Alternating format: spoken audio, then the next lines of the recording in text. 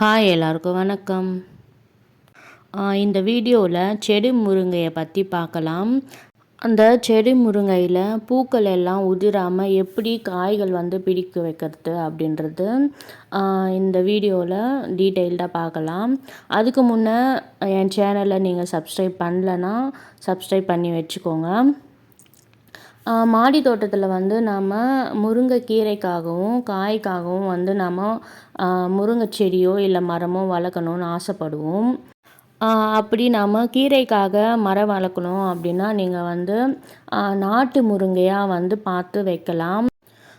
ஏன்னா இந்த நாட்டு முருங்கையில் தான் நிறைய சத்துக்கள் இருக்குது. அதனால் நம்ம கீரை யூஸ் பண்ணணும் அப்படின்னு நினச்சிங்கன்னா இந்த நாட்டு முருங்கை இருக்கும் இல்லையா, அதை ஒரு தண்டு உடச்சிட்டு நம்ம மண்ணில் புதைச்சி வச்சாவே அது துளுத்து வந்துடும். ஆனால் நம்ம முருங்கைக்காய் வேணும் அப்படின்னா நம்ம நாட்டு முருங்கையை எடுத்துன்னு வளர்த்தாலும் நம்மளுக்கு காய்கள் கொடுக்காது. அதுக்கு ஒரு பெஸ்ட் ஆப்ஷன் அப்படின்னா இந்த செடி முருங்கை தான். இந்த செடி முருங்கை ஒரு 5 அடி அளவுக்கு தான் வளரும். காய்களும் நிறைய கொடுக்கும். அதனால் நீங்கள் காய்கள் வேணும் அப்படின்னா இந்த செடி முருங்கையை வளர்த்துக்கலாம்.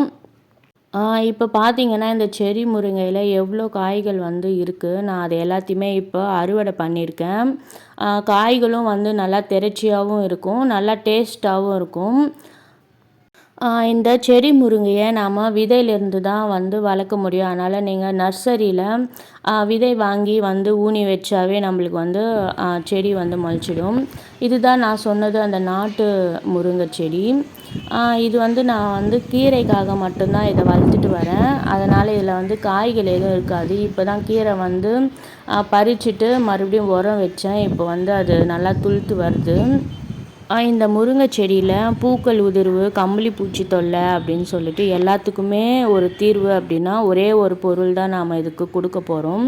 அது என்னென்னா, நாம் சமையலுக்கு யூஸ் பண்ணுற கட்டி பெருங்காயம். இந்த மாதிரி கட்டி பெருங்காயத்தை நீங்கள் கடையில் வாங்கிட்டு அதை உடச்சிக்கோங்க. ஏன்னா கட்டியாக நல்லா டைட்டாக இருக்கும். இந்த மாதிரி உடைச்சிங்கன்னா அது துண்டு துண்டாக உடஞ்சிடும். இதை நாம் தண்ணியில் கலந்தும் கொடுக்கலாம். இல்லை நான் சொல்கிற மெத்தட்லேயும் நீங்கள் அந்த முருங்கை செடிக்கு கொடுக்கலாம். ஒரு செடிக்கு அப்படின்னு பார்த்தீங்கன்னா நான் இப்போ காமிக்கிறேன் பார்த்தீங்களா, அந்த அளவுக்கு எடுத்துக்கோங்க போதும். இப்போது நான் இந்த செடி முருங்கையை 18க்கு 18 க்ரோ பேக்கில் தான் வச்சுருக்கேன். இப்போ அந்த தண்டு இருக்குது பார்த்தீங்களா, அதுக்கு தள்ளி கொஞ்சம் பள்ளம் தோண்டி இந்த பெருங்காயத்தை போட்டு விட்டுருங்க. போட்டு விட்டுட்டு தண்ணி ஊற்றிடணும். நாம் தண்ணி ஊற்ற அந்த பெருங்காயத்தோட சாறு வேரில் இறங்கி அப்படியே செடி ஃபுல்லாக ஊறிடும்.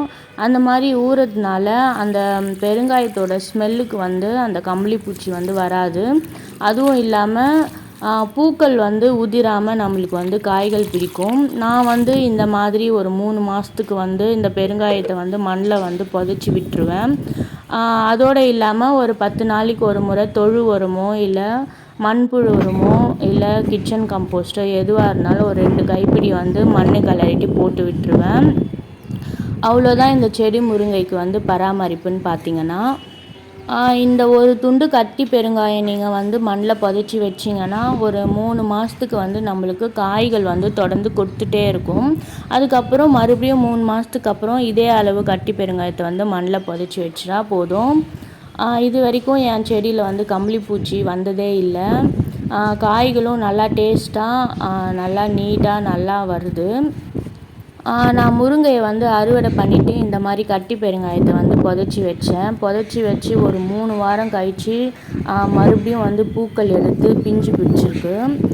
அந்த பிஞ்சுகளை தான் நீங்கள் பார்த்துட்ருக்கீங்க.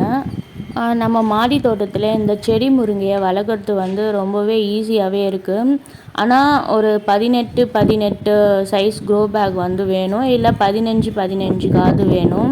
ஏன்னா ரொம்ப நாள் இந்த மரம் நம்மளுக்கு காய்கள் கொடுக்கணும் இல்லையா. அதனால் பெரிய சைஸ் க்ரோ பேக்காக நீங்கள் வச்சிங்கன்னா ரொம்ப நாளைக்கு நம்மளுக்கு காய்கள் கொடுத்துட்டே இருக்கும். உங்கள் வீட்டில் இது வரைக்கும் செடி முருங்கை காய்கள் கொடுக்கல அப்படின்னா இந்த ஒரு பொருளை நீங்கள் கொடுத்து பாருங்கள். கொடுத்துட்டு ரிசல்ட் எப்படி வந்தது அப்படின்னு சொல்லிட்டு கமெண்ட் செக்ஷனில் சொல்லுங்கள். இந்த பதிவு உங்களுக்கு பிடிச்சிருந்தா லைக் பண்ணுங்கள், ஷேர் பண்ணுங்கள். மறக்காமல் என்னோடய சேனலை வந்து சப்ஸ்கிரைப் பண்ணுங்கள். தேங்க்யூ.